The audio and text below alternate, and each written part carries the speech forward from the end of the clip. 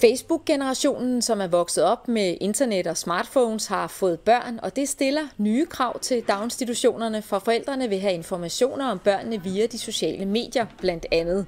I børnehuset Planeten på Frederiksberg sætter de i øjeblikket fokus på netop den digitale daginstitution. Her kommunikerer man i løbet af dagen digitalt med forældrene, så de kan se billeder af deres børn og se, hvad de laver. Derudover hvor de er opslagstavler med papirlapper og anden kommunikation på papir, afløst af den digitale løsning. Kommunikationen med forældrene er baseret på systemet Family.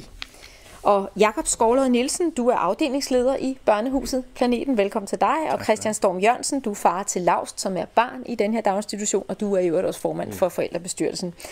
Hvorfor er det her en afsindig god idé, det her med at give forældrene information, blandt andet via deres smartphones og anden digital kommunikation?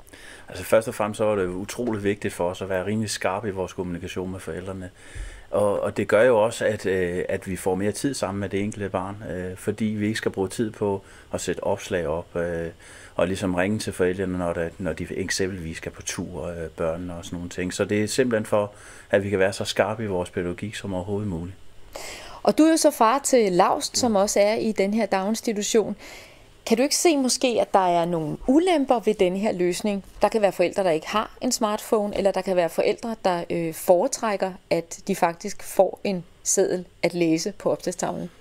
Nej, egentlig ikke, fordi det er mere et supplement til nogle af de procedurer, der alligevel er nede i institutionen. Så det her, for mig som forældre, så er det mere en mulighed for at følge med. Vi er travle forældre, som kommer lige fra arbejde. Vi skal nå at købe ind. Vi har mange forskellige tanker i hovedet, og med det her system, hvor jeg nogle gange har glemt, hvor lang tid har Laust sovet i dag, det kan jeg se via det her system. Så der er nogle informationer, som jeg får mulighed for at få på en måde, som jeg ellers ikke ville have fået eller ville have overset, fordi jeg simpelthen har for mange ting i hovedet i løbet af sådan en dag. Men er det ikke ligesom måske forældreintra, som nogle af os også kender, altså hvor man næsten kan få dårlig samvittighed, hvis der er noget, man ikke har nået at tjekke, og derved er gået glip af en vigtig information, som også vedrører ens barn?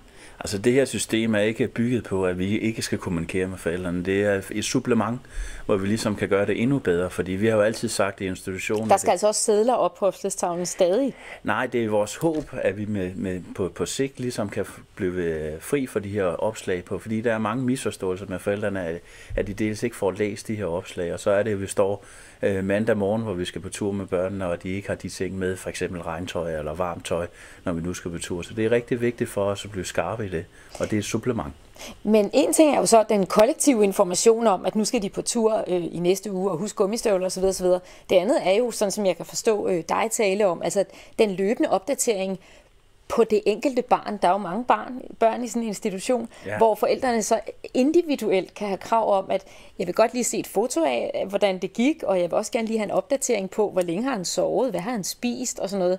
Det kan godt nok blive omfattende, sådan lyder det i hvert fald umiddelbart, hvis vi er nede i så mange detaljer, der jo plejer at blive overleveret mundtligt, når man henter sit barn.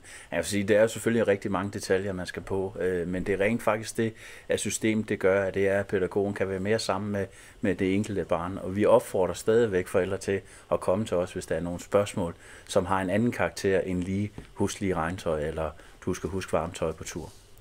Jeg sidder og tænker på, om ikke man risikerer, at det bliver sådan noget med, at pædagogerne sidder og bruger rigtig meget tid på at lave de her opdateringer, fordi det jo netop er et væld af børn, der skal have individuelle opdateringer, der skal sendes ud til mor og far. Og så går der bare noget nærvær fløjten, som kunne have været brugt meget bedre end ved en iPhone-opdatering. Altså jeg ser det mere, at jeg har fået i den her periode, hvor vi kørt med, der har jeg fået en masse billeder af forskellige situationer nede for institutionen. Og mange af de ting, der har jeg jo hørt igennem årene, og jeg ved godt, at de slapper af en gang imellem, og de synger. Men på de tidspunkter, hvor jeg har fået dem sådan, at nu er der snacktid, hvor jeg ser dem sidde sammen, og nu spiser de frokost, eller nu ligger de og sover, har gjort, at jeg på en anden måde har fået en anden fornemmelse for, hvad det er, der sker. Og selvfølgelig er der også nogle specielle situationer med en tur i skoven, som gør, at jeg på en anden måde henvender mig til pædagogerne, og lige skal høre nærmere om det, hvor pædagogerne nogle gange har svært ved at skulle informere om alt og huske alt, ikke? Når man også skulle huske at sige, hvor lang tid har barnet sovet. Så på den måde er der nogle ting, som bliver optimeret. Også i det, at vi som forældre selv tjekker børnene ind og ud som ellers skulle have været gjort på den liste. Så det giver også anledning til mange bedre samtaler med pædagogerne, fordi man har fulgt med løbende i løbet af dagen. Ja, det vil jeg sige, og så også det, at man ser navne på andre forældre, som ellers bare var Mathildes far eller Mathildes mor, når man kommenterer eller liker et billede. I skal have tak i den her omgang, og så held og lykke med det projekt, som jo kører indtil videre.